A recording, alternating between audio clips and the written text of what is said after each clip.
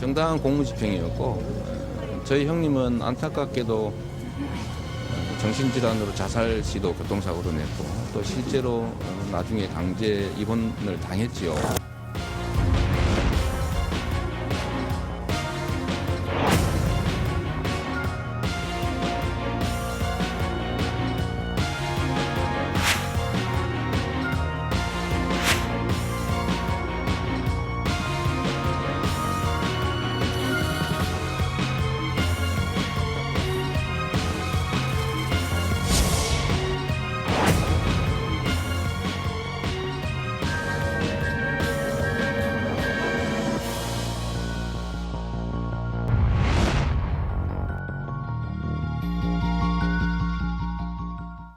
자, 작년 12월에 시작돼서 4개월을 끌어온 이재명 경기지사에 대한 재판이 오늘 일단락됩니다. 일단은 그렇습니다.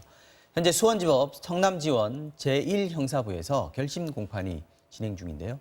오늘 재판에서 검찰의 구형이 이루어질 예정입니다. 자, 김 변호사님 먼저 지난 4개월 동안 18번의 심리가 열렸습니다. 일단 검찰은 이 지사를 유죄로 보고 있는 거겠죠. 구체적으로 어떤 행동이 어떤 법을 위반했다 이렇게 좀 정리를 좀 할 수 있을까요? 이제 첫 번째는요, 직권남용 혐의입니다. 이 부분은 이제 고 이재선 씨가 이재명 지사의 이제 친형인데, 네. 2012년도에 이 이재선 씨를 굉장히 불법적인 방법으로 어떻게 강제 입원을 시키려고 했다. 지금 이런 취지로 검찰은 기소를 했고요. 친형 강제 입원. 강제 입원을 시도하는 과정에서 이제 공무원들과 그다음에 보건소장 등 관련자들에 대해서 위법한 행위를 지시했고, 그것을 지시하지 않았을 경우에 예를 들어서 되게 안 좋은 곳으로 전보 조치를 한다거나 등등의 어떤 위법적인 그런 행동이 있었다라는 그런 부분이고요. 그래서 직권남용이군요. 예, 그렇고요. 네. 그다음에 직권남용 외에 3개의 선거법 위반 혐의가 있습니다. 네. 이제 하나는 그 대장동 토지개발 이익 환수 건이고요. 네. 그다음에 두 번째는 검사 사칭 건과 관련해서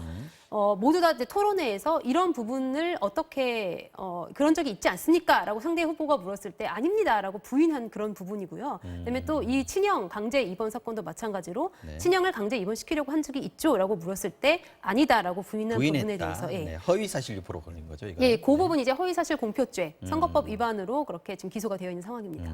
자, 이 중에서 이제 가장 예민한 사안은 그 직권을 남용해서 권리 행사를 방해했다. 말하자면 아까 말씀하신 대로 친형을 강제 입원시켰다. 이 부분인데요. 이 부분은 지금 어떻게 진행이 되고 있습니까? 결국 그 부분이 이제 오늘 네. 구형의 가장 하이라이트가 되지 핵심인 않을까. 것 같아요. 예, 네. 그거 같습니다. 왜냐하면 이제 과거 정신건강법 25조입니다. 그러니까 시장 등이 네. 입원을 시키도록 되어 있습니다. 다만 몇 가지 그 조건이 있는 거죠. 지자체장이 강제 입원을 시킬 수 있죠. 예, 네. 그 뭐냐면은 이제 그 자타해의 가능성이 있는 자.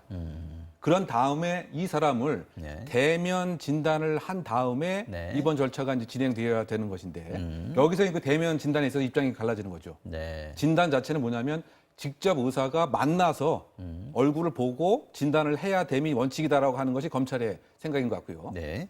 이 지사 입장은 진단이 반드시 꼭 대면만 하는 것이 필요하냐, 서류로도 할 수 있는 것은 아니냐, 네. 이렇게 이제 주장을 하고 있는 것입니다. 다만 이제 검찰의 입장은 이 사항을 보건복지부 등을 통해서 매뉴얼과 공문서로 확인했더니 네. 진단이라고 하는 것은 대면 진단이 그 원칙이다. 그것이 매뉴얼에 나와 있고 판례도 그렇게 구성되어 있다라고 이제 검찰에서는 주장하고 있는 것입니다. 그래서 이제 그 부분을 이제 과연 법원이 어떻게 이제 판단을 이제 할 것이냐. 그래서 그것과 관련돼서 예를 들면 보건소장이 잘 말을 안 들으니까 다른 곳으로 이를 들면 인사 조치를 시킨다든가 또는 관련돼서 직원들을 이렇게 동원을 시킨다든가 소위 말해서 이제 대면 진료과 과연 어떤 뜻이냐, 진단은 꼭 의사가 만나서 해야 되는 것이냐, 네. 이 지사 입장에서 만나지 않고 서류로만 해도 된다. 이것이 지금 갈라지고 있는 그 포인트입니다. 조금 여기에 대해서 이 지사 측 그 주장에 대해서 약간 좀 변론을 하자면요. 네. 일단은 이 지사 측은 대면 진단이 대면이 없어도 가능하다라고 이야기를 하지 않고 그 대신에 그 진단이 없잖아요. 지금 현재 상태가. 네. 그럼 진단을 위한 2주간의 짧은 입원이 법률상 가능하게 정해져 있기 때문에 예, 본인이 시도하려고 했던 것은 대면 진단을 그죠, 진단을 해야 되는데 가져서 하려면 입원을 그렇죠. 시켜야 된다. 종국적인 입원 절차가 아니라 그 진단을 위한, 그러니까 진단이 있어야지만 입원이 가능하니까 그 진단을 위한 사전 단계로서 진단을 위한 입원이 필요했었다라고 그렇게 좀 주장을 하고 있는 상황입니다. 어렵네요. 네.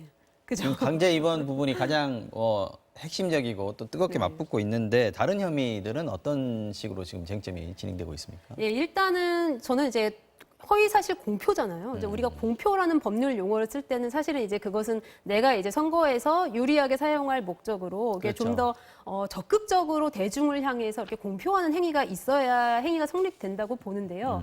이제 그 공표 행위에 단순히 토론회에서 질문을 받았을 때 네. 아니다라고 부인한 것만으로는 조금 적용이 힘들어 보이고요. 네. 다만 이 대장동 개발 이익 환수권과 관련해 가지고는 이제 이것이 본인의 어떤 정치적 커리어로서 적극적으로 이제 홍보하고 주장한 그런 부분이 있습니다. 네. 그래서 이 부분이 이제 가장 좀 쟁점화되는 선거법 위반 부분이라고 보이는데요. 근데 이 지사 측은 어차피 이 개발 이익을 어떤 사기업이 운영을 해서 다 가져갈 수 있었던 것을 네. 어쨌든 시청이 주도적으로 그러니까 그 성남시가 주도적으로 이것을 하게 됐고 그렇기 때문에 그리고 이제 그 개발 이익으로 인해서 얻은 이익을 다른 곳으로 빠져나가지 못하게 조치를 전부 취해놨기 때문에 사실상 이미 환수가 된 것이나 마찬가지다. 업적이다, 그렇기 때문에 그래서. 그렇죠. 그렇기 때문에 이것이 허위사실 공표가 아니다라고 주장하고 있는 상황입니다. 아, 그렇군요. 이거 뭐 계속 얘기가 했지만 들을수록 또 들을 때마다 새로운 것 같아요.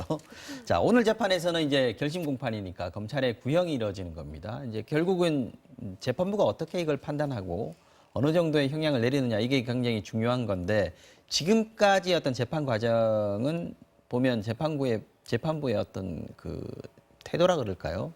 분위기라 그럴까요? 어떤 걸로 보이십니까? 일단 그 신속하게 그 진행을 하려고 했던 모습이 다분한 것 같습니다. 그렇죠. 바쁘게 달려왔어요. 네, 뭐 그도 그럴 것이 사실상 그 선거법상에 의하면 공직선거법 위반상은 기소한 다음부터 6개월 이내에 네. 1심 선고를 해야 되도록 규정되어 있기 때문에 지금 이제 4개월 지났습니다. 네, 그렇죠? 그래서 12월 10일 날 기소를 했기 때문에 사실 뭐 6월 10일까지는 다 선거가 마무리돼야 되는 것입니다. 그러다 보니까 일주일에 2회 이상 그 재판을 진행을 했고요.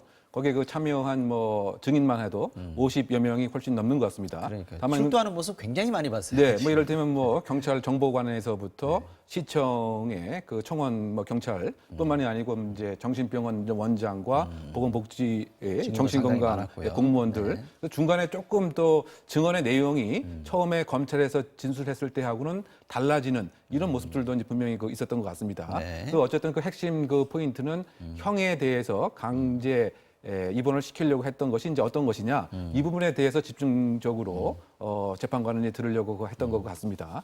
그러다 보니까 결국 이제 오늘 그 구형이 과연 양형에 직접적으로 꼭 관련은 있지 않지만 그래도 상관관계 상당 부분 이제 있지 않을까 그럼요. 이제 네. 예상이 되는 그런 상황을 요약할 수 있겠습니다. 자, 선고가 그러면 한 다음 달 정도에는 나올 것 같은데요. 네, 지금 뭐 가장 관심은 과연 어느 정도를 받을 것이냐. 그래서 도지사직을 유지할 수 있을 것이냐 없을 것이냐 이런 네. 부분인데요. 그 이 기준이 어떻게 선거법 됩니까? 위반 혐의와 관련해 가지고요. 일단 벌금 100만 원을 기준으로 해서 그 이상이 나오면은 도지사직이 박탈되게 됩니다. 당선 무효가 되는 거죠. 예, 그때는. 그 네. 이하가 되면은 어쨌든 직은 유지할 수 있게 되는 것이죠. 그다음에 또 하나 이제 1도 양단으로 유죄 아니면 무죄가 나오게 될 이 직권 남용 혐의에 네. 관련돼 가지고는 만약에 이것이 유죄로 인정된다고 하면은 실형이 선고될 가능성도 있는 것이고요. 그렇게 된다면 또 자동적으로 역시 도지사직이 박탈되게 됩니다. 그래서 굉장히 좀 이 지사 입장에서는 최선을 다해서 대응을 한 것 같고요. 뭐 검찰 구형과 그다음에 재판 결과를 지켜봐야 되겠습니다. 그럼 선거법에서 100만 원 이상의 벌금형이 나오면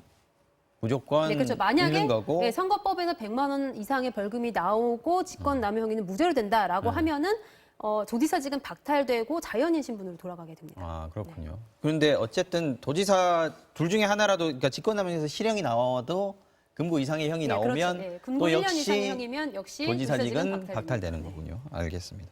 자, 여권 내 유력한 대선 주자들로 꼽혀온 사람들 뭐 지금 손에 꼽을 수 있습니다만 이름 말씀 안 한 드리겠습니다. 가지만 더 덧붙이자면은 네. 이 확정이 아직 안 됐기 때문에 1심 결과만으로는 그것이 확정된 그렇죠, 사실은 그렇죠. 아니죠. 예, 네, 네. 네, 네, 맞습니다. 이 대선 주자들, 여권 내 대선 주자들로 유력하게 꼽혀왔던 사람들이 지금 하나 둘씩 다 재판에 이렇게 연루가 돼가지고 재판을 받고 있습니다. 결과에 따라서 정치적인 여파도 좀 있을 것 같아요. 이 부분도 한 번만 간단하게 짚어주시죠. 그렇죠. 결국 이제 그 차세대 그 차기 대권 주자의 그 반열에 그 올랐는데 네. 여러 가지 이제 그 과정에서 상당히 뭐 치명적인 뭐 결과가 될 수가 있는가 하면 동전의 양면인 것 같습니다. 만약에 이제 이것이 이제 하나의 털고 나갈 수 있는 그야말로 잠룡 중에 선두주자로 또 치고 나갈 수 있는 것도 극복한다면 그 선거 결과 최종 재판 결과에 따라서 이제 달라질 것 같은데요. 어쨌든 가장 뭐 최악의 시나리오는 사실상 그 직권남용에 소위 그 징역형을 이제 받고 또 역시 공직선거법 위반에도 벌금형을 받는 것이 가장 최악의 그 시나리오겠죠. 근데 오히려 기회가 위기고 위기가 그 기회인 것처럼 이번 재판이 만약에 유리한 형국으로 가게 된다고 한다면 대권 주자 반열에 가장 선두 주자가 될 공산도 있기 때문에 정치적 의미가 바로 이 재판의 결과에 따라서 연동되고 있다. 이렇게 요구할 수 있을 것 같습니다. 네, 여기까지 듣겠습니다. 오늘 이슈 완전 정복은 여기서 마무리하겠습니다. 지금까지 김지혜 변호사님 그리고 유웅혁 교수님과 함께했습니다. 고맙습니다.